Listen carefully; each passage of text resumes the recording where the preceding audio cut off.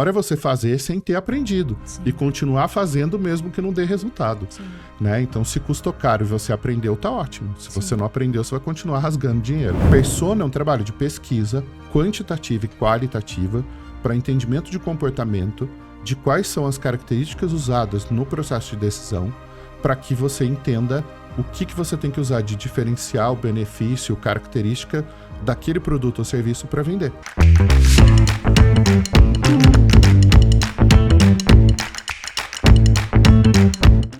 Olá, tudo bem, gente? Estamos de volta aqui, vamos fazer mais uma sessão nesse nosso videocast e hoje a gente trouxe um querido parceiro ilustre aqui no mundo digital para vocês, que é o Rafael Rez. Muito obrigada, querido, por estar aqui para compartilhar com a galera esse seu conhecimento. Conheço o Rafa há muitos anos, né? Convidei ele para dar aula comigo lá na SPM, já tem muitos anos. Ele sempre uma figurinha carimbada e repetida lá, porque a galera adora, né? Super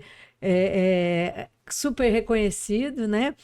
E o Rafael é pai do Pedro e da Carol. Ele mora em Campinas, aqui em São Paulo. É fundador da empresa Web Estratégica há mais de 13 anos, que é uma consultoria de SEO e marketing que atende aí grandes empresas do mercado, como a Magalu, Electrolux, Americanas, Netshoes, Panvel, entre muitas outras, né? Unilever, EDP, Energia, entre muitas outras. Então, você começou sua carreira, já tem mais de 20 anos também, né? Por aí, no mundo digital, né? 27. Eu comecei em 97. É igual eu, então. Você começou engatinhando, né? É cofundador da Nova Escola de Marketing, tem MBA pela FGV, é professor lá, como eu comentei, na SPM, no INSPER, na FGV, na Exalc, na HSM, na Digitalx e por aí vai, né, gente? É um sem fim. Além de dar aula também na Universidade de Coimbra e no IPAM, em Portugal, tá? Onde ele também lançou o seu livro, que tá aqui, olha, que a gente vai falar sobre ele, né? Que é um best-seller, tanto no Brasil como em Portugal, que é o marketing de conteúdo, a moeda do século XXI. Foi lançado pela DVS, né? E é justamente sobre esse tema que eu quero conversar aqui bastante com o Rafa, que vocês já conhecem, para a gente explorar aqui a fundo o conhecimento dele sobre marketing de conteúdo. Então, obrigada mais uma vez por ter aceito estar aqui, bater esse papo com a gente. A ideia é a gente compartilhar bastante sobre o conteúdo do teu livro, falar de marketing de conteúdo, falar de inbound, mas antes disso eu queria que você contasse para a galera como é que você começou, então, a sua jornada no digital há 27 anos, porque todo mundo tem essa curiosidade de saber como é que a gente caiu lá, né? Às vezes chega alguém para fazer entrevista com a gente e fala, nossa, eu tô no digital desde 2012, era tudo mato. Eu também eu falo, então isso. ferrou, porque eu acho que eu aterrei a várzea e plantei o mato, né? Fala que a gente é da geração que escreveu a Wikipedia. Exato. Né? Não tinha Google quando a gente começou, não tinha um monte de coisa. Eu comecei por acaso. O primo da minha namorada, o Richard, um grande amigo, mora na Alemanha hoje. Infelizmente dirige carro elétrico, mas todo mundo tem um defeito, né? Ele me ensinou HTML e a gente começou a fazer site para as bandas dos amigos, para treinar. Banda de rock? Banda, em geral de rock. E aí, uma vez, o Blues Etílicos, que era uma banda de blues bastante conhecida no Brasil nos anos 80, 90, foi tocar em Campinas. Eu fui procurar os caras no camarim e ofereci criar um site para a banda porque eles não tinham. E eu cuidei do site deles durante uns 5 anos. Aí eu fui fazer entrevista numa afiliada da Globo, que é a IPTV, que é grande lá em Campinas, São Carlos, Ribeirão, ali todo o interior de São Paulo. E o diretor de tecnologia que me entrevistou era fã de blues. A hora que eu falei que eu fazia o site deles, ele olhou e falou, cara, que obra de arte isso aqui. E aí eu consegui o primeiro emprego numa empresa de médio porte. Dali 2 anos saí, montei uma produtora de sites e segui carreira empresarial. Caramba, muito legal. Eu não sabia dessa etapa, tá vendo? A gente conhece a pessoa há vários anos e eu não sabia disso. Novidade, olha que legal. A gente foi... Cheguei a curtir Blues Etílicos também. O Flávio Guimarães é um amigo até hoje, baita instrumentista. Todos eles, né? O Bedran é advogado, que é o baixista. O Pedro mudou de carreira, virou saxofonista, era o batera. Né? O Otávio Rocha, carioca da gema, raiz, assim. Que legal. Um cara muito divertido. Então, assim, era gente todos eles são gente muito do bem, assim. E daí você trabalhou um tempo em empresa e tal, depois você resolveu empreender, né? E quais os principais desafios como empreendedor, né, no Brasil, nesse nosso mercado? O que você já enfrentou? Como é que foi? Naquela primeira década ali, né, a gente montou a empresa, foi abril de 2022, de 2002. E aí eu fiquei sócio da empresa até 2010, aí saí, fiquei alguns meses ali em Não Compete, e aí fundei a Web Estratégica em 2011. Naquela primeira década era desbravar o mercado. Ninguém sabia por que precisava ter um site. Sim. E aí a gente fazia aquele trabalho conhecido como full service. Né? A gente fazia o site, hospedava o site, dava manutenção. Uns anos depois, ali 2007, 2008, eu descobri o SEO. E aí fazia todo sentido, porque a gente criava o site, mas precisava levar gente lá para dentro. Sim. Né? E aí a gente começou a prestar serviço de SEO, depois de Google Ads. Social ainda não era forte, né? O Twitter é de 2007 e o LinkedIn de 2009, se eu não estou enganado. Então não tinha muito ainda essa coisa de social. E era um mercado muito virgem. Então eu vendia muito com conteúdo. A gente a cada 45, 60 dias fazia um evento para pequenos empresários. Então a gente tinha parceria com a a Câmara de Dirigentes Lojistas, a Associação Comercial da cidade, Câmara Americana de Comércio, Rotary Club. Aí convidava empresários, eu dava uma palestrinha ali de 2 horas sobre marketing digital, a gente chamava 40, 50 pessoas e saía dali com 4, 5 contratos. E a gente fazia muito disso. Quando eu saí da empresa, a gente tinha 440 clientes. Uau. A gente chegou a ser uma das 10 maiores produtoras de sites no estado. E era um mercado muito virgem, né? Como chamava essa empresa? Lógica Digital. A empresa existe até hoje. Ah, existe. Eu saí da sociedade, um outro fundador saiu da sociedade também, que era programador. Mas o Marcelo, o André e o Rodrigo, eles tocam a empresa até hoje. São grandes amigos, são caras que eu gosto muito. E depois, na segunda fase, né, de 2011 até 2020, na pandemia, a gente teve uma fase ainda de aculturamento, mas de amadurecimento do mercado. Principalmente ali na área de inbound, de conteúdo, de 2013, que foi a explosão ali da resultados digitais, da Rock Content. Eu fazia um trabalho também de educação, dei muito curso, eu comecei a dar aula contigo em janeiro de 2013. Pois né? 11 anos já. E aí todo ano, as turmas de janeiro e de julho, eu tô contigo lá, então a gente já deu uns 25 cursos nesse período. Nossa. Você é muito mais, né? Mas as aulas que eu dei contigo ali, foi esse momento de amadurecer o mercado. E aí a gente chega na pandemia, que foi uma reviravolta, jogou tudo pro ar, né? Misturou tudo, esculhambou tudo. Eu falo que tem 3 internets, uma até 2019, uma durante a pandemia e outra depois. Sim. São 3 funcionamentos completamente diferentes do mundo digital. Então essa segunda fase foi uma fase de aculturamento e foi onde a minha carreira mais cresceu. Que foi a fase que eu dei muita palestra, muito curso, escrevi o livro, dei treinamento no Brasil, fora do Brasil. E isso foi criando a reputação para a empresa, para mim, que fez a gente chegar onde está hoje. Então foram fases bem diferentes. Uma de literalmente plantar o mato e outra de fazer aquilo crescer, né? De organizar a casa. Depois de cortar o mato, né? E como que foi, assim, para você, né? Você lançou a Web Estratégica há 13 anos, mais de 13 anos.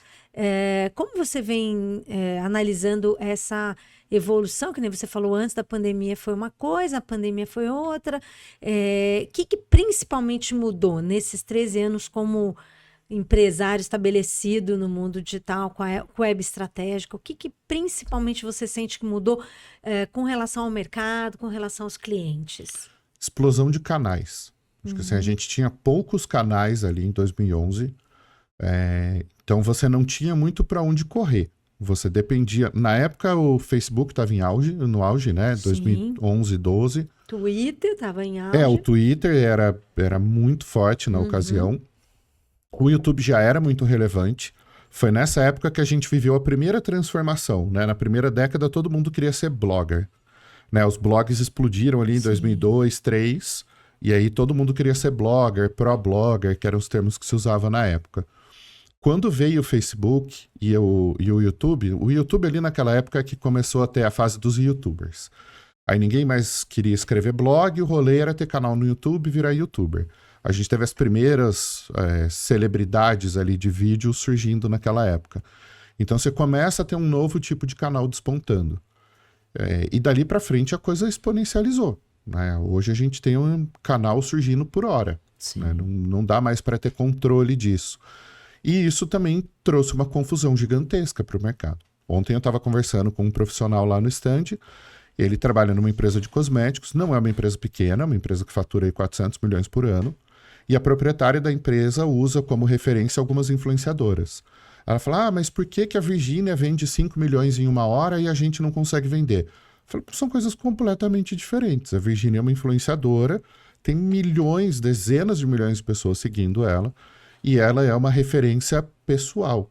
E a gente segue pessoas em rede social. Né? A gente segue as marcas também, mas eminentemente a gente segue as pessoas. Mais.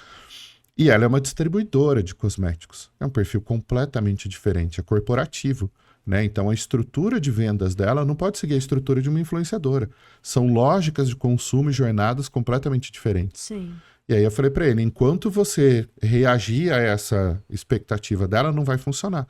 Você precisa entender o que outras empresas que vendem cosméticos fazem para ter sucesso. Sim. Então você tem que se espelhar na Sephora, na Época Cosméticos, em várias outras marcas. Tem uma que está despontando agora muito legal, que é a Care Natural Beauty, são ingredientes todos naturais, tem toda a questão de sustentabilidade, que a Natura já prega isso faz 20 anos e sempre fez isso muito bem. A própria Natura mudou a estrutura de distribuição dela, né? Antes era revendedora, depois entrou o e-commerce. Então, assim, a própria natureza desses negócios vai mudando ao longo do tempo. E aí você precisa entender a lógica desse mercado e qual tipo de estratégia encaixa para qual tipo de negócio. Sim. E as pessoas ficam tentando replicar coisas que não fazem sentido. Eu já vi empresários B2B me perguntando como é que eles usam a fórmula de lançamento. Eu falei, você não usa, meu querido, porque não aplica para você. Não é para isso. A sua venda é uma venda consultiva. Você vai usar spin selling. Você vai usar modelos de venda que você estrutura o raciocínio. É uma venda consensual, uma venda construída. Sim. Ontem eu conversei com 3 bancos lá no evento e são vendas que a gente está construindo há 6 meses. Então você tem uma RFP inicial, você redesenha aquela demanda quando você enxerga falhas nela, você leva um projeto inicial, isso bate numa diretoria, volta, você reestrutura, renegocia, vai para compras, volta para o time técnico, você constrói o projeto. Sim. É muito diferente. O cara acha que ele vai fazer um lançamento. Eu falo, não, você pode até lançar um produto. Sempre existiu o lançamento de produto na história do marketing. Esta fórmula mas não é seguindo aquele método. Então, cara, existem zilhões de métodos de vendas. É justamente o conhecimento e a profundidade de entendimento do seu mercado que você vai entender o que aplica para você. Eu já tive também prospects falando isso, tentando comparar o negócio dele, que é uma empresa, com um crescimento aí exponencial de alguns influenciadores ou gurus que a gente vê no marketing hoje em dia. Então, eu falo, não dá para comparar, são coisas completamente diferentes. O seu crescimento como empresa vai naturalmente ser mais lento, né? O número de seguidores e tudo mais, né? Aí você falou um pouco aqui também sobre uma coisa que eu acho muito valiosa. Você falou sobre construção de reputação. A sua reputação vem sendo construída, então, há 27 anos, né? Pode-se dizer. De certa forma, sim. A virada foi em 2006, quando eu fiz o Empretec do Sebrae.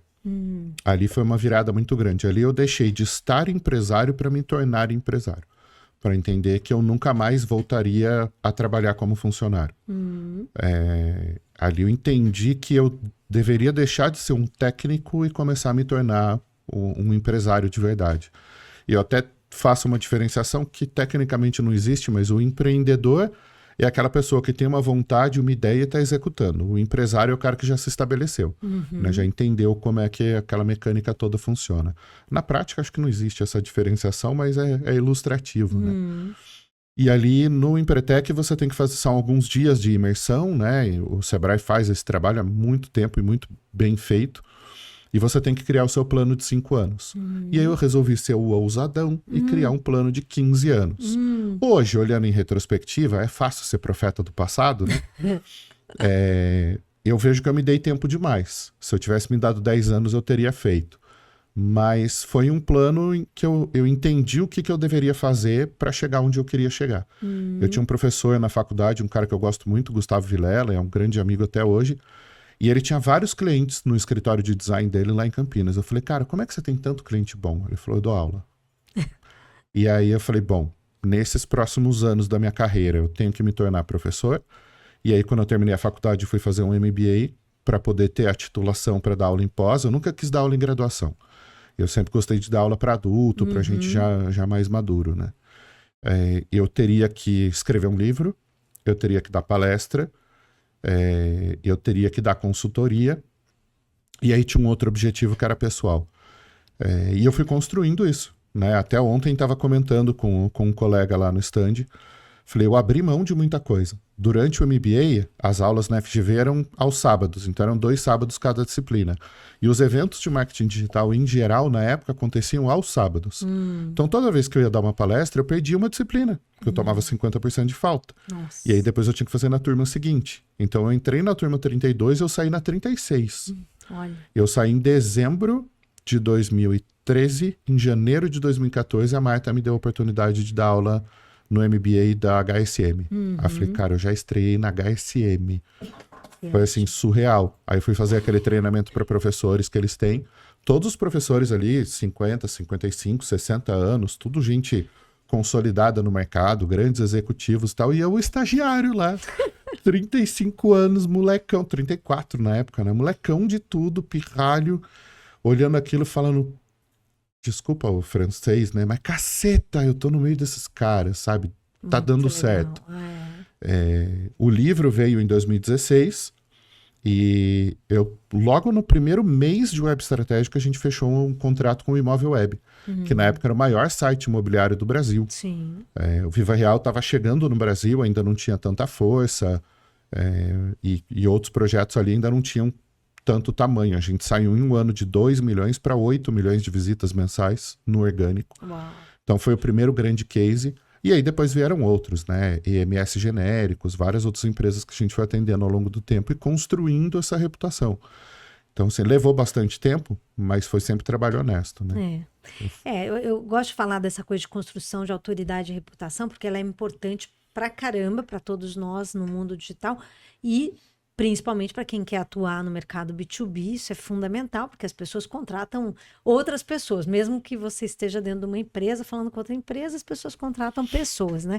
Então, esse cuidado com a construção da reputação é muito importante. As pessoas que querem dar saltos quânticos têm que tomar, né, é o influenciador da vida real, né? É a diferença entre você ser famoso e você ser influente. Entre você ser muito conhecido e você realmente ter influência, né? Você chamar alguém para conversar e mudar alguma coisa. O Elon, por exemplo, quando ele resolveu comprar o Twitter, ele chamou o Larry Ellis, por exemplo, no WhatsApp e falou, cara, eu tô querendo comprar o Twitter. Quer entrar no rateio com 1 bi? O cara falou, você acha que 1 é suficiente? Posso entrar com 2? O cara chama alguém para conversa e levanta 2 bi. Né? Isso é influência de verdade. Né? A gente percebe muito isso no mercado quando as pessoas vêm tomar referência. Olha, estou pensando em tal coisa, o que você acha? Me indica alguém que faz tal coisa. Né? É a influência real. E é algo que é construído. Né? Ou até desindica alguém, que é uma coisa que a gente também faz no mercado, né? Às vezes a gente tem que desindicar algumas pessoas. Mas vamos lá, a gente falar um pouquinho mais sobre a questão de conteúdo, né? Que você é um expert aí. Como que você avalia a importância do conteúdo hoje dentro da estratégia de marketing? Já que a gente teve essa pluralização de canais, né? Conteúdo sempre foi importante, mas como é que você vê hoje o conteúdo dentro desse cenário? Tudo que a gente consome é algum formato de conteúdo. Sim. Obviamente a gente não fala, vou ao cinema assistir um novo conteúdo do Tom Cruise. Sim. Ou estou entrando no YouTube para consumir um conteúdo da Sandra Turk. Não, né? Ninguém se comporta dessa forma idiota, mas assim, é tudo conteúdo. Um livro é conteúdo, um relatório é conteúdo, um podcast é conteúdo, música é conteúdo. Sim. Então são formatos diferentes e objetivos de consumo. Tem conteúdo para entretenimento, como tem vários podcasts, o Flow que é um podcast que eu digo que é de formato misto. Que ao mesmo tempo que ele transmite conhecimento, ele é entretenimento. Sim. Então, dependendo do entrevistado, você pode estar ali e aprender muita coisa, com um empresário, por exemplo.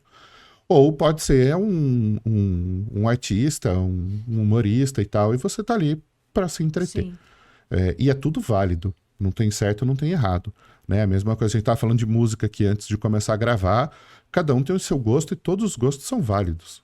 Quem gosta de funk é válido, quem gosta de sertanejo é válido, quem gosta de metal é válido, tá todo mundo certo. Né? A gente tem poder de escolha, graças a Deus, ainda é um país democrático. Ainda é. A gente ainda pode votar e saber que a gente elege quem a gente votou, diferente do país vizinho ali em cima, exatamente. né? Então, o que mudou os formatos mudaram demais. A gente viu ali, se eu não me engano, foi no começo da pandemia, que surgiu aquele canal de áudio que, assim, surgiu, explodiu e as pessoas faziam aqueles áudios simultaneamente e depois desapareceu. Eu não lembro o nome da ferramenta agora. Mas amadureceu muito a velocidade com que se produz, a profundidade com que é possível produzir, mas ao mesmo tempo se banalizou muito a qualidade e, de novo, a profundidade. Você tem ferramentas para produzir uma profundidade absurda, com uma qualidade muito grande. Pega a infraestrutura que a gente tem hoje aqui no estúdio e pega o que era necessário há 10 anos para fazer a mesma coisa, ou há 20 anos. Quando eu trabalhava na TV, você tinha que deslocar um caminhão link, com um link por satélite, para conseguir fazer uma transmissão ao vivo. Hoje você puxa o celular e faz. E você vê jornais de grande porte, de grandes redes de TV, fazendo cobertura usando um celular e um 5G. Então isso democratizou o acesso às ferramentas e plataformas para se criar conteúdo. Mas hoje a gente vê que falta profundidade. Então você usou um termo que eu amo, que é construir autoridade. Mas hoje a gente vê todo um universo de cursos digitais ali de como criar sua autoridade. E não é uma coisa que você cria. Mas, em geral, as pessoas não analisam a qualidade, a profundidade. É muito mais o volume. Então, ao mesmo tempo que a gente diversificou, se antes a gente tinha blog e a gente tinha vídeo em poucos canais, hoje você tem vídeo em múltiplos formatos. Eu escrevi um post alguns anos atrás que viralizou lá no LinkedIn, em que eu culpava o TikTok por estragar as redes sociais. Né? E o copy foi escrito propositalmente para gerar polêmica. O YouTube criou uma timeline de vídeos para competir com... O Twitter criou uma timeline de vídeos para competir com o TikTok. O YouTube criou os Shorts, transgredindo a proposta original, que era de vídeos longos, né, para encher o pessoal de Shorts e aí virar uma plataforma de entretenimento de tempo mais curto. O LinkedIn criou os stories ali em algum momento, depois tirou e permitiu a publicação de vídeos curtos. Então, cada rede foi mudando o propósito original para competir com um formato que estava crescendo. Lógico que isso é uma adaptação no modelo de negócio, porque a forma das pessoas consumirem também vai mudando, mas ao mesmo tempo você perde a diferenciação, você perde o caráter de exclusividade, que é o que fazia cada um ser daquele jeito. Né? Esses dias até saiu um tweet legal, a Bia Guarese comentou lá no Beats to Brands, ela falou, durante as Olimpíadas e a Copa a gente resgata o real objetivo do Twitter, que é assistir TV em conjunto com um monte de gente. Né? Obviamente não é o real objetivo, mas é um do que as pessoas se apropriaram. E eu acho que esse é um ponto importante para a gente entender a criação de conteúdo. É como é que o seu cliente se apropria daquele consumo. É qual formato funciona para cada perfil de cliente. Se a gente for olhar o cliente Magalu, você tem várias gerações e várias classes socioeconômicas consumindo de Magalu. E aí Magalu criou a figura da Lu, que é a influenciadora digital mais seguida do mundo, né? Um case que é respeitado no mundo todo. O trabalho do Pedro Alvim, de todo o time dele ali, foi excepcional. E você tem diferentes formatos. A gente tem o blog da Lu, que gera milhões de acessos por mês.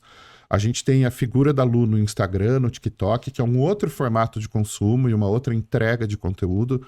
E aí você tem objetivos diferentes para cada etapa dessa jornada.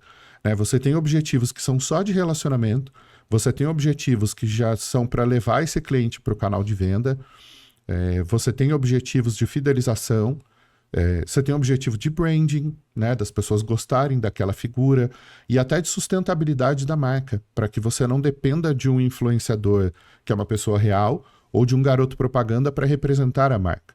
Para que você não dependa do fundador, né, que hoje já nem está presente, mas hoje tem muito a figura da Luísa e do Fred. Mas isso, ao longo dos anos, a Lu pode continuar sendo a mesma Lu. Sim. Né? A mesma personagem, ela vai ter a mesma idade, ela vai ter o mesmo tom de voz, independente de quem está operando aquilo por trás. Sim. Então, é uma estratégia de negócio perene, né? Que permite que a empresa sobreviva em qualquer canal, em qualquer formato, para cada objetivo. Isso mostra uma maturidade digital gigantesca. Sim. E acho que é onde acho não, né? Acho a gente não pode falar. Eu acredito que é onde muitas empresas perdem oportunidades. É não ter a maturidade para olhar qual formato eu tenho que usar para cada perfil de cliente em cada canal. Sim. Isso dá muito trabalho. Dá muito trabalho fazer. Então, uma classe socioeconômica vai consumir em um perfil de device, em um perfil de plataforma. Outra geração, por exemplo, vai consumir em outro device com outro perfil. Exato. Então, às vezes a gente está conversando com um cliente, ele fala, mas blog não é uma coisa antiga? Falou, em média, 1 em cada 4 cliques no Google vai para um blog. Não quer chamar de blog? Chama de hub de conteúdo, que é o que virou moda agora na Vila Olímpia falar. É a mesma coisa em essência. Sim. Lógico que num hub você pode plugar muito mais coisas, né? Mas os mais velhos vão tender a consumir daquela forma. O Bankline vai falar com clientes que usam desktop, porque é mais familiar para eles, e que são de uma determinada geração. Os mais jovens, não, eles preferem um app de um banco com outro perfil. Sim. Então, a gente tem que entender o perfil de idade, eu não gosto de usar o termo geração, né? De classe socioeconômica, de plataforma de consumo e de momento de uso, de micromomento. Uma pessoa mais velha, em geral, ela organiza aquilo num caderninho ou num calendário e ela senta num dia para pagar todas as contas e boletos dela. Por quê? Porque culturalmente ela foi treinada a fazer isso ao longo de décadas. Sim. Ela herdou isso dos pais. O jovem não. Ele tá ali com o Pix dele o tempo todo, com o celular o tempo todo, ele tem conta em 4, 5 bancos, ele não tem fidelidade com nenhum, né? E eventualmente ele tem um vínculo com uma marca ou com outra. Sim. Então, entender que conteúdo eu levo para cada etapa do jornada, para cada público, em cada canal, em cada classe, é o desafio do profissional de marketing hoje. É só isso, viu, gente? Viu como é fácil? Só isso. Na verdade, quando a gente fala de marketing, naturalmente a gente começa pensando nisso, né? No consumidor, no nosso cliente, entender muito bem o seu cliente, o seu comportamento, para que você possa depois desdobrar tudo isso que o Rafa trouxe aqui, né? Então, falando aí de consumidor, a gente sempre acaba trazendo a questão da persona, que é uma coisa que tem gerado polêmicas, porque tem gente que hoje em dia fala, não acredito em persona. Vamos dar nome aos bois porque é amigo nosso, é o Nino Carvalho. O Nino botou no livro dele que persona não existe. Tem outros também e tal, e aí falam, né, que... Então a gente vai agora entrar em alguns temas polêmicos. O que você acha dessa análise? Assim, você ainda é favorável ao uso de personas? Você acha que ajuda? Queria ouvir a tua visão. O capítulo 2 do meu livro é inteirinho sobre personas. Eu conheço a Adele Rivello pessoalmente, que é a fundadora do Persona Institute. Eu acho que é a questão de entender a metodologia e em que momento ela se aplica. O Nino defende que no marketing clássico, tradicional, a gente tem público-alvo e não persona. Eu concordo com ele, mas ao mesmo tempo a gente concorda em discordar. Existe uma outra metodologia que cresceu muito no mundo de startups e de tecnologia, que é o ICP, o ICP, né? Perfil de cliente ideal. Eu costumo ensinar para os meus alunos que existe uma diferença. A persona é o perfil de quem chega para comprar de você. O ICP é o perfil de para quem você quer vender. E às vezes você desenvolve um produto, ou uma tecnologia, ou um serviço, você quer vender para um perfil, mas você acaba sendo comprado por um outro perfil. E aí você, como profissional de marketing, como empresário, tem que sentar e olhar. Eu estou disposto a mudar meu plano de negócios e atender esse público que está chegando, ou não, eu vou continuar insistindo em chegar naquele público para o qual eu projetei o meu produto. Né? São visões diferentes. Uma é uma visão de fora para dentro, a outra é de dentro para fora. Nesse sentido aqui, eu estou usando atração. Nesse sentido aqui, eu estou usando...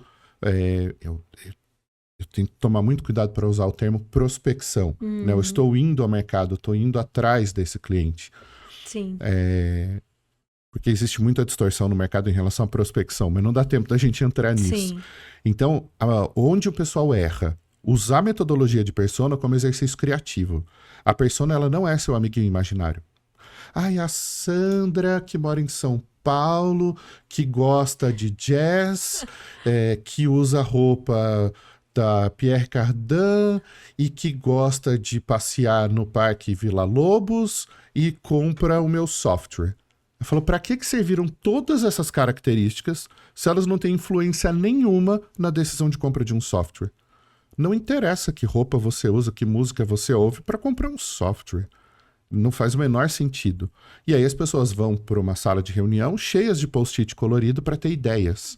E inventam amiguinhos imaginários que elas chamam de personas. Isso não funciona. Sim. Persona é um trabalho de pesquisa quantitativa e qualitativa para entendimento de comportamento, de quais são as características usadas no processo de decisão, para que você entenda o que você tem que usar de diferencial, benefício, característica daquele produto ou serviço para vender. É isso. Então você vai mapear o comportamento dessas pessoas. Você só mapeia comportamento medindo o uso, quem já usa o seu produto ou serviço, entrevistando no quantitativo. Então você pode fazer pesquisa quant com a sua base e com bases potenciais, e depois qualitativo, entrevista um a um mesmo, para entender alguns pontos que apareceram na pesquisa quant. Cruzando esses dados todos, você desenha os perfis de personas, ou você agrupa perfis similares e chega às personas. Sim. É um processo de marketing, um processo científico, né? Não é um exercício criativo. Então, toda vez que alguém fala, vou criar uma persona, eu falo, não serve para nada. Vai só gastar energia. E pior ainda... A menos que você consiga cruzar essa informação, né? Da roupa que a pessoa veste e do shopping que ela frequenta com o teu produto, com o processo de compra, senão realmente Se você está vendendo um carro, né? por exemplo, faz sentido. Pode ser. O perfil de quem compra Mercedes consome determinadas marcas, faz todo sentido. Mas para isso precisa gosta ter de uma determinados investigação. Vinhos. Aí você pode fazer uma degustação na loja daquele determinado vinho para um perfil de cliente que compra Mercedes, BMW. Um cliente que compra Amarok, Hilux ou Ranger é um outro perfil de consumo. Sim. Esse cara... o que eu vou falar não é uma declaração preconceituosa, tá? É só uma exemplificação didática. Esse cara gosta de música sertaneja. Poxa, então eu vou fazer uma ativação botando meu carro lá dentro de um rodeio, porque eu sei que meu público gosta dessa música. Exato. Mas aí faz sentido, né? Tem uma lógica por trás disso, porque você cruzou dados e percebeu que isso funciona. Exato. E eventualmente você fez as ativações e isso não gerou impacto nenhum na venda do carro. Sim. Então você descobriu uma informação, levou isso para o seu perfil de cliente, testou isso na prática, entendeu que não funciona, aprendeu, segue em frente. Né? É o tal do growth, é o marketing orientado a experimentos. Sim. Mas esse experimento custou caro. Ótimo, você pagou para aprender. Segue o jogo. Pior é você fazer sem ter aprendido e continuar fazendo mesmo que não dê resultado. Né? Então, se custou caro e você aprendeu, tá ótimo. Se você não aprendeu, você vai continuar rasgando dinheiro. Exato. Né? Então, uma vez que você entende o papel da metodologia, em diferentes autores, isso vai ter diferentes nomes. Sim. Às vezes, o que você está tratando por persona, um outro autor está tratando por público-alvo, mas, em essência, as metodologias são muito parecidas. Sim. Desde que você entenda se aquilo se aplica ao seu negócio, em qual momento você deve usar, tá ótimo. O que você não deve fazer de forma alguma é entrar no ChatGPT e falar, eu sou uma empresa que vende perfume, desenha a minha persona para mim. Aí não teve pesquisa nenhuma. Não tem, você não deu fundamento nenhum, você não coletou dado nenhum, você só criou um descritivo de um amiguinho imaginário que não vai servir para nada. Adorei o amiguinho imaginário, gente, olha isso, muito bom. Tanto que assim, a gente teve um cliente uma época que era uma financeira e a gente, junto com uma outra agência, através de muitas pesquisas, a gente desenhou ali 4 personas. Por quê? Porque você tinha características de consumo muito diferentes do produto financiamento. Você tinha o caminhoneiro que financiava um caminhão, que tinha um comportamento completamente diferente do cara que financiava uma moto, né? Então, ou da família que compra um carro. Um era mais velho, tinha esse lado todo, o outro estava no início da carreira. Então, mapear onde essas pessoas moram, como que elas têm o que elas têm de estrutura ali familiar, como é que elas consomem, é super importante. Então, a gente desenhou 4 personas justamente para falar de forma mais próxima, né? Porque se você não falar de forma próxima, você não engaja, né? E até o canal muda. A hora que você vai vender financiamento para o caminhoneiro, quais canais ele consome? Usa, exato. A hora que você vai vender para o motociclista, quais canais ele consome? Exato. Né? Você vai vender para a família, quais canais ela consome? Exato. Então, para uma família, você pode buscar, por exemplo, um influenciador que fala sobre segurança ou sobre viagens. Sim. E aí você vai encaixar o carro naquele contexto. Para o caminhoneiro, você pode fazer uma propaganda em rádio, porque ele passa muito tempo viajando Sim. e ouvindo rádio. Né? Então, você vai adequar a mensagem para aquele público, para aquela persona, para aquele consumidor, seja lá aqueles momentos o de label consumo, que você quiser né? dar, né? O rótulo que você quiser usar, e você vai alcançar ele no canal específico. Sim. E aí você direciona o copywriting, você direciona a mensagem, você direciona o storytelling. Sim. Então existe uma razão científica de você usar aquele método. Aí mais uma polêmica, né? A gente também tem outros autores, como Silvio Meira, que tem falado que os canais acabaram, que a gente não tem mais que falar sobre canais. O que você acha dessa posição? Como eu não vi exatamente o raciocínio inteiro, né? Eu respeito demais o trabalho do Silvio, sou um grande fã. Ano passado a gente foi para um summit em São José do Rio Preto, porque eu e minha esposa somos muito fãs do trabalho do Nicoleles. Sim. E aí o Silvio estava lá, deu uma palestra fantástica, eu acompanho o trabalho dele, assino a newsletter, mas eu não conheço especificamente o ponto de vista dele sobre essa questão de canais. Pela minha linha de trabalho, eu sou obrigado a discordar, porque a gente trabalha muito com growth. E o growth vai olhar para táticas de crescimento por canal. O que acontece é que hoje você tem o consumo em multicanais. Aquilo que virou moda uns anos atrás do Omnichannel. Isso. Então, o usuário, muitas vezes, ele vai começar o consumo numa plataforma de podcast, que ele pode estar ouvindo no celular. Ele vai terminar de ouvir isso na Alexa. Aí ele ouve algum comentário que ele vai acessar no desktop. E você não tem o rastreamento dessa jornada. Você não consegue levar a atribuição. Eu acho que a atribuição morreu, o canal não. A atribuição, ela tá morrendo. Né? Inclusive o Google agora, faz poucos dias, anunciou que não vai mais acabar com os cookies de terceiros. Sim. Né? A gente está passando por um processo cada vez maior de hipocritização do Google. Né? Tá ficando cada vez mais claro os comportamentos hipócritas direcionando unicamente para geração de lucro a curto prazo. Então, os canais eles vão continuar existindo. O que acontece é que essa fluidez entre os canais é cada vez mais difícil de rastrear pelas questões de privacidade, de LGPD, de ad blockers, de comportamento das pessoas ao usar diferentes devices em diferentes momentos. Então, hoje você navega na Smart TV, na Alexa, no seu celular, no Apple CarPlay, no seu desktop. Muitas vezes o desktop está conectado na rede da sua empresa. E aí não tem como você rastrear aquele cookie, ou aquele usuário, ou aquele ID de máquina. Porque ele usou uma máquina em casa, ele usou outra máquina no trabalho e está logado na mesma conta Google, mas você não tem esse rastreamento, você não consegue ligar uma coisa à outra. Então, essa fluidez entre multicanais, ela torna a atribuição de onde a jornada começou e por onde a jornada passou muito difícil. Sim. Bem-vindos ao marketing como sempre foi.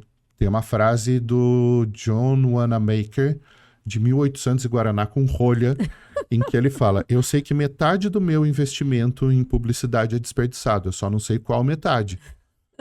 Eu invisto em rádio, eu invisto em jornal, eu invisto em revista, eu invisto em TV, eu invisto, hoje em dia, né, em digital, em podcast, em influencer.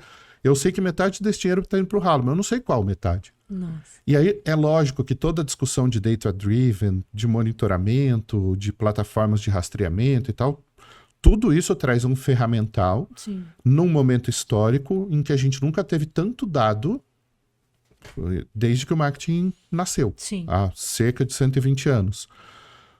Por outro lado, essa fluidez, essa multiplicidade torna esse rastreamento diferente. Então, do ponto de vista de um profissional de growth, eu não posso ignorar a existência dos canais e que existem táticas específicas para cada um. Mas também sou obrigado a reconhecer que o Silvio tem razão no argumento dele, porque isso está cada vez mais permeado na nossa vida. Né? Você não pode tratar o canal e-mail como um canal tradicional como era 10 anos, porque você tem o consumo no desktop, no celular e no seu smartwatch. E é diferente a forma como você vai consumir nesses 3 canais. Sim. Né? Então, assim, é um nível de profundidade que exige maturidade digital para compreender. E aí, como fazer, então, o Growth funcionar com essa fluidez toda? É entender aquilo que funciona melhor. É entender qual tática você aplicou que te deu alavancagem maior. Se foi um programa de afiliados, se foi um processo de gamificação, se foi o acerto de um canal. Ontem, por exemplo, depois do painel lá nos Correios, vieram 2 meninas que têm uma empresa de cosméticos me perguntar onde elas deveriam investir. Ela falou, estou fazendo Meta Ads e está custando muito caro. Eu estou fazendo Google Ads e está custando caro demais. Google Shopping não converte para mim e o meu social ainda é pequeno. Eu falei, olha, vou dar uma dica baseada unicamente no meu repertório, que não tem obrigação nenhuma de dar certo, mas que eu, como profissional, apostaria. Anuncia no YouTube. O YouTube é o custo por view e o custo por clique hoje um dos mais baratos no online. E existem zilhões de canais de maquiagem, cosméticos, bem-estar. E hoje você consegue segmentar para esse perfil de canais. Então você vai ter um view de 5 segundos muito rápido, em que você consegue fazer uma promessa e gerar um clique, e um teste muito barato comparado ao CAC de Google Ads, que hoje está surrealmente alto, e de Meta Ads, em que você tem uma segmentação extremamente questionável. Né? Então, falei para ela, se eu fosse apostar, se eu fosse teu sócio, eu apostaria nesse canal. E aí você vai ter diversas hipóteses, você vai fazer diversos testes e vai entender quais deles estão performando menos pior. Porque bom hoje em dia nenhum vai ser. Né? Eu tenho falado isso com vários empresários, com vários gestores. Falando, não, as expectativas que você tem, baseadas em como tudo funcionava até 2019, joga tudo fora, esquece, enterra. O mundo funciona diferente. Agora, a gente depende de poucas empresas, são muitos canais, mas são poucas empresas. Por exemplo, chuta o servidor do Facebook, chuta o servidor do Google. Como é que uma pequena empresa hoje sobrevive? Se você tirou a Meta do ar, o pequeno empreendedor, ele não tem o Facebook, ele não tem o WhatsApp, ele não tem o Instagram. Pois é. Boa parte do negócio dele acabou de evaporar. Do outro lado, ele não tem a campanha de Google Ads, ele não tem o Google Meu Negócio, ele não tem o orgânico do conteúdo dele e ele não tem o Google Shopping. E o próprio YouTube, e que até é do o mesmo YouTube. Grupo, né? Acabou a internet. Acabou. Tá muito A gente concentrado, depende né? de 5 empresas para fazer o mundo funcionar.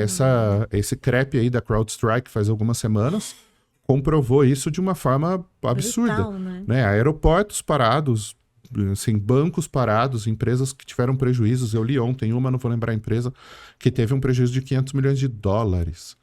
Mas eles deram um cupom de $10. Então reduziu o prejuízo para 499 milhões, 990 dólares. Que loucura. Então, assim, a gente depende de poucas empresas proprietárias de conjuntos de canais. Sim. Então, como profissional de growth, você vai testar táticas diferentes em cada canal. Muitas vezes você pode ter 3 tipos de táticas em um canal. Vou falar do canal que eu domino muito, que é o orgânico, é o SEO.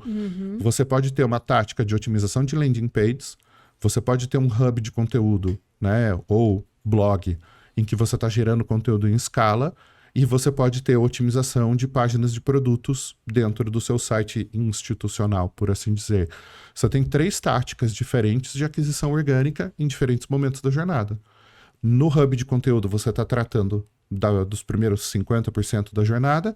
Em landing pages, você está tratando ali da camada intermediária entre o meio indo para o final. E nas páginas de produto, você está tratando do meio para o fim, né, da fase de conversão. Então, ali você está falando de consideração, de expansão de consciência, de awareness. Depois você está falando de consciência de produto e depois você está falando de compra de serviço, Sim. de produto, de solução. Você tem etapas diferentes, com táticas diferentes em um mesmo canal. E aí você vai dizer que o canal morreu? Não morreu. Mas vai do repertório e da profundidade que esse profissional de growth consegue trazer para entender o que ele tem que testar em cada momento. E está disposto a estar errado em todos. Eu acho que aí tem, né, vários aprendizados aqui que o Rafa traz, né? Primeiro, a complexidade que esse universo tem tomado, né? E que exige cada vez mais conhecimento de todos os profissionais, não só sobre as siglas, os termos, mas principalmente sobre as estratégias, né? E também uma necessidade de mudança de postura, né? De que a coisa muda, a gente sabe que ela muda, ok, mas a gente tem que mudar também junto no sentido de aceitar que as coisas não vão ser mais como eram, e não é antigamente, é 5 anos, como você falou, de 2019 para cá. Então, muitos empresários a gente percebe, né, clientes nossos, que às vezes têm uma expectativa de que eu vou aumentar meu investimento e automaticamente eu vou aumentar meu número de leads. E a gente sabe que não é assim, não existe né? mais linearidade. Não é linear. Nunca existiu. Nunca existiu, mas agora tá pior, né? Então, às vezes você aumenta e cai o teu número de leads. E aí, como é que você explica para o seu cliente, né? Então, a gente vive realmente um momento bastante complexo. Agora, me fala um pouquinho, como que você tem visto hoje o uso de inteligência artificial para a construção de conteúdo relevante? Tá todo mundo usando errado. Eu lembro de uma frase de alguns anos atrás, uns 8 ou 9 talvez, na época em que a computação na nuvem começou a ganhar escala. E eu acho que foi o founder da Oracle que falou, mas eu posso estar errado. Alguém dá um Google e bota nos comentários aí, por favor. Computação na nuvem é como sexo na adolescência. Ninguém nunca fez, ninguém sabe como faz, todos estão dizendo que fazem, então você vai dizer que faz também. A gente tem duas reflexões aqui importantes. Uma, a gente está vivendo uma explosão exponencial de alternativas e ferramentas de inteligência artificial e, ao mesmo tempo, a gente está vivendo uma bolha de uso disso sem consistência. Sim. Diferentemente do metaverso, a inteligência artificial não é uma bolha, né? O metaverso nunca existiu. Ele foi um storytelling que todo mundo comprou. Ricardo Cavallini falou isso, foi extremamente massacrado pelo artigo dele.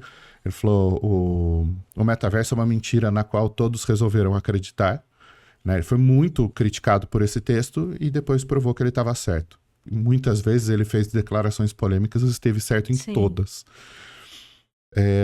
As pessoas estão usando muito mais pela febre e pela sensação de não estar ficando para trás do que por saber o que elas estão fazendo com aquilo. Tem uma pesquisa da Cordão de IA no marketing que saiu faz algumas semanas, pesquisa bem conduzida, e que mostra que as pessoas estão usando para escrever textos, para gerar imagens e para produzir conteúdo para social. Ou seja, estão fazendo para usos muito óbvios, bastante superficiais e, de novo, perdendo qualidade e profundidade. Sim. A hora que eu... E aí, assim... Pessoal, mas é só fazer um bom prompt. Eu falo, se você for fazer um prompt bom o suficiente, ele dá mais trabalho do que você escrever o próprio conteúdo. Porque você tem que dar contexto, você tem que dar explicação da jornada, você tem que ter compreensão da estratégia, você tem que entender o objetivo, você tem que ter um tom de voz, isso tem que estar encaixado numa história da marca. É toda uma estratégia que você está colocando. E você tem indicadores para medir o sucesso daquilo ali. Se você for colocar tudo isso num prompt, dá mais trabalho do que fazer o próprio conteúdo. Verdade. Ah, mas eu não vou usar. Você pode usar. A questão é saber o porquê, como e o objetivo. Sim. E 99% das vezes, para exagerar bastante, a maior parte das pessoas não sabe o objetivo pelo qual está fazendo aquilo. Então, daí já começa o erro. Sim. Eu vi uma dica outro dia de um amigo que trabalha com o Mineiro, e ele falou, cara, eu tenho um hack de ChatGPT. Depois que ele termina de moldar um texto, eu digo para ele, agora escreva para não parecer que o ChatGPT escreveu isso. Ai, que ótimo! Porque tem aquelas palavrinhas que ele sempre usa, né? Ele começa a redação como redação do Enem. Nos dias de hoje, atualmente, na atualidade, parece um adolescente escrevendo um texto. Quando ele fala isso, ele obedece. Fica menos pior. Menos pior. Ele tem vício em algumas palavras, né? Em algumas conjunções, então ele sempre bota lá, é crucial. Mas você viu um crucial num texto hoje em dia, já tem metade de chance de ter sido do ChatGPT. Eu tenho um estilo de texto que é muito peculiar. Tem uma forma como eu escrevo. E, obviamente, a gente tem que testar. Então, o Dionei, que é o nosso head de marketing, ele foi lá e ele criou um ResPT. Né? Ele alimentou com 80 textos meus de rede social, alimentou com diversos posts de blog, alimentou com trechos do livro, não o livro inteiro. E aí a gente começou a fazer perguntas, a fazer provocações, a pedir para gerar pequenos comentários. Fica bastante razoável, mas nenhum deles é um formato em que eu olho e falo, eu publicaria isso. Olha. Eu sempre tenho que botar ali uns 30% de esforço em cima. Pimenta sua, né? Um tempero seu. Por quê? Eu até termino o livro com essa reflexão. Todo conteúdo, em tese, deveria trazer, se ele não é um conteúdo de entretenimento, tá? Se ele é um conteúdo que tem um objetivo corporativo, uma opinião, um ponto de vista ou um direcionamento. Então, quando eu publico um texto no LinkedIn dizendo que o TikTok está matando as redes sociais, eu estou dando a minha opinião. E como um profissional que, de alguma forma, bem pequena, bem humilde, influencia um pouco o mercado de marketing, para algumas pessoas, a minha opinião pode ser importante. É para essas pessoas que eu estou escrevendo. Né? Não quero lacrar, não quero ser influencer, não quero ser famoso, estou nem aí para isso. Mas para os meus alunos, para os meus clientes, para profissionais que me acompanham, para os meus leitores, talvez seja importante ouvir a minha opinião. Se eles vão considerar ou não, não interessa. Mas eu estou ali dando a minha opinião em relação à mudança de estratégia de outras redes sociais reagindo ao TikTok. Ponto. Isso é um objetivo de conteúdo. E eu posso estar dando um ponto de vista. E um ponto de vista nem sempre é uma opinião. Então, o meu ponto de vista sobre determinada tecnologia é que ela está causando determinada coisa no mercado e isso vai levar a determinadas consequências. É um ponto de vista. O Nino, por exemplo, tomou um ponto de vista em relação a personas. Sim. O meu ponto de vista é contrário ao dele. E a gente concorda em discordar saudavelmente. São dois profissionais da área, cada um com seu repertório, cada um com experiências diferentes, trazendo pontos de vista sobre a mesma coisa. E aí o aluno, ou o profissional, ou o empresário vai olhar aquilo e vai decidir o que ele aprende daquilo. E você tem a terceira coisa, que é o direcionamento, né? Que é uma coisa que leva a uma outra linha, que é o thought leadership, né? A liderança de pensamento. Quando você tem líderes de pensamento, eles direcionam o mercado para determinadas direções, né? Fica redundante, mas eles encaminham o mercado para determinadas direções. Então, quando você diz, existe um perfil de consumidores hoje que são os DINKs, Double Income No Kids. São casais, hétero ou homoafetivos, tanto faz, em que os dois trabalham, os dois geram renda, mas eles decidiram não ter filhos. Então, essa renda é direcionada para determinados comportamentos. Em geral, entretenimento, gastronomia, viagens, investimentos, construção de patrimônio, aquisição de automóveis. Então, eles têm comportamentos que são mais intensos do que em outros perfis de consumidores. Você pode direcionar todo um storytelling para esse público.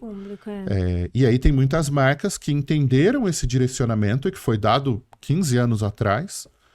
A primeira vez que eu ouvi falar de DINKs foi com um professor de comportamento da FGV, que é o Zé Mauro Nunes. É um cara que eu sempre homenageio. Eu tenho 3 grandes professores que são referências, né? O Zé é um deles.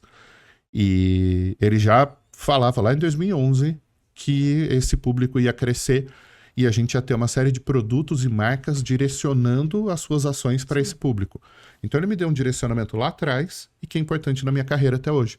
Então são 3 grandes funções do conteúdo, né? A opinião, o ponto de vista e o direcionamento.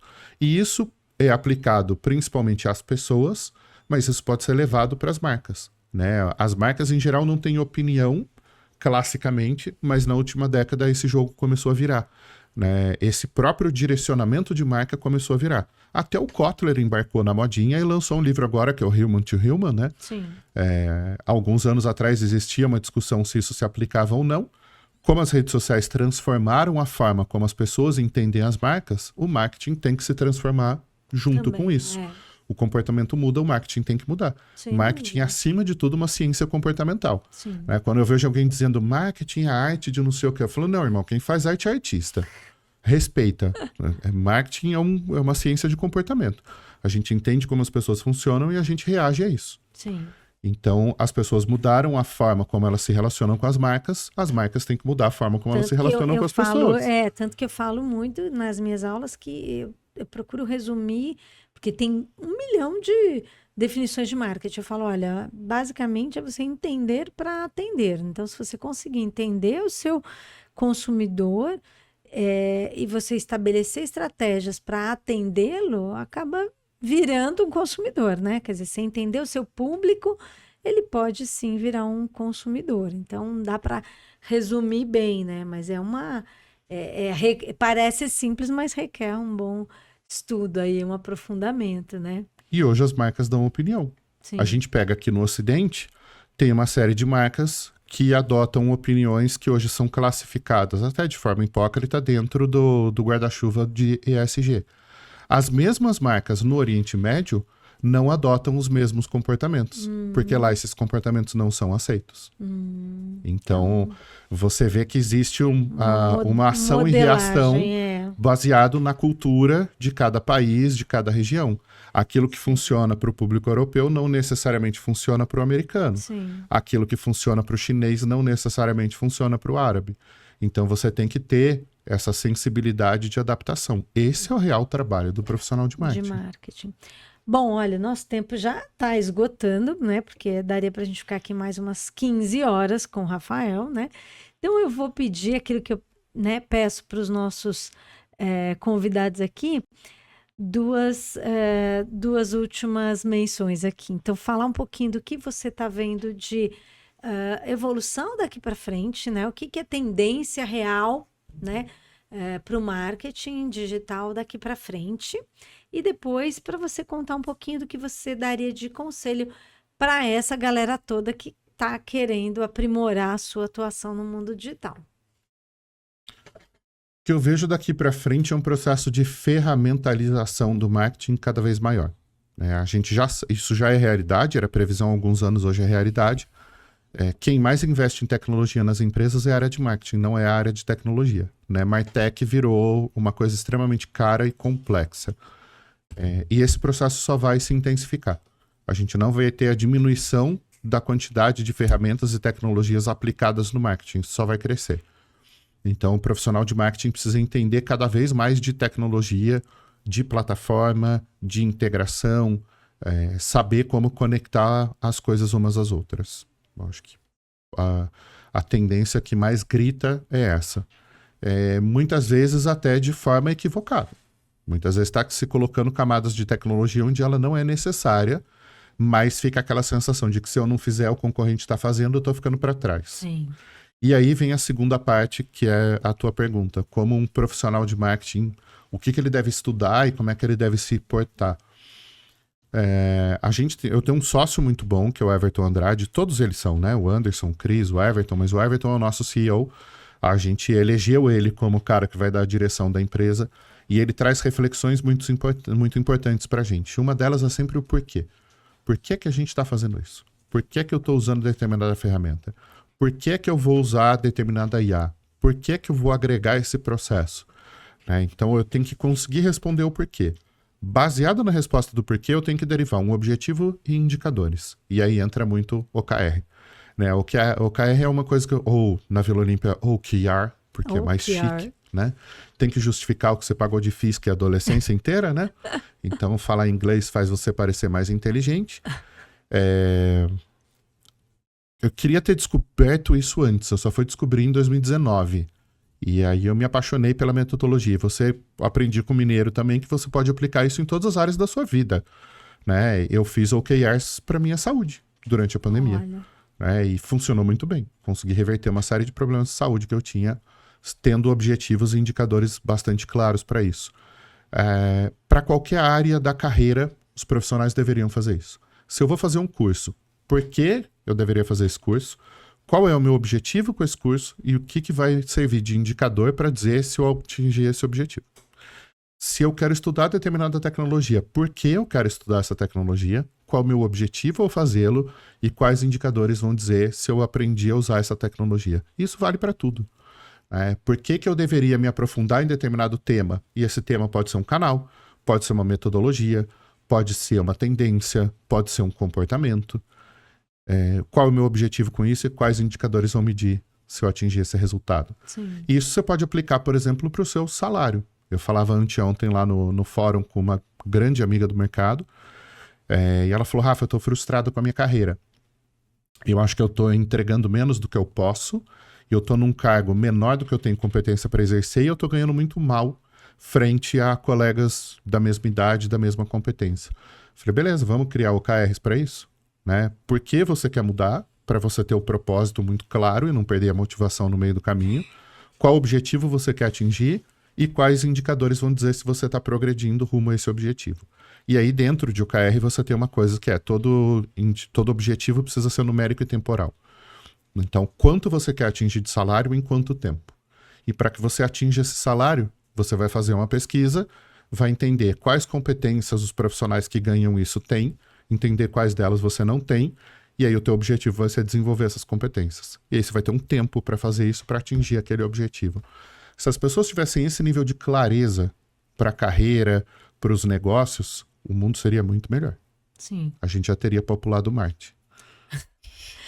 Olha, gente, é uma surra de informações, eu sei, mas vocês têm aí o auxílio do livro do Rafa, de marketing de conteúdo, e mais vários canais que você compartilha. Então, conta pra galera aí onde eles podem te encontrar, se é Instagram, se é LinkedIn, para continuar essa conversa com você, porque com certeza a galera vai querer tirar 1 milhão de dúvidas contigo. Conta para eles. Onde eu sou mais ativo é LinkedIn e Instagram. Sim. De vez em quando eu gravo para YouTube, já faz bastante tempo que não.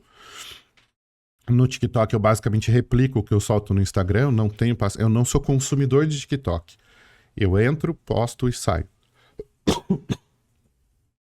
Até porque cada vez que você entra no TikTok aparece um vídeo do Márcio Marçal, do Pablo Marçal. Corta.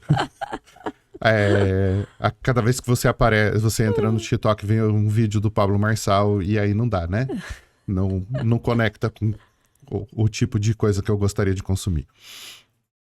Mas é mais no Instagram e LinkedIn. É onde eu tô mais presente ali, onde eu interajo mais. E a galera encontra você como Rafael Reis. Tenho meu blog pessoal, que uma vez por milênio eu atualizo. Tenho o conteúdo que eu gero dentro da Web Estratégica, mas basicamente vai ser Instagram e LinkedIn ali os principais. E nos cursos, né, lá com a gente na ESPM, na Nova Escola de Marketing, né, que você também tem uma grade aí de cursos, né? Então, olha, Rafa, não tenho palavras para agradecer todo esse show, essa aula que ele deu aqui pra gente. Muito obrigada e a gente se vê por aí, como sempre, nesses últimos 13 anos, é isso? Obrigado aí, pelo convite. 13 dando aula para você, que eu te conheço já tem mais tempo. Obrigado pelo convite, pela oportunidade. E esperando o livro novo, falei com a Lê ontem, né? Se der tudo certo, sai pela DVS. Sim. E vai ser um prazer ler. Maravilha. Obrigada, Rafa.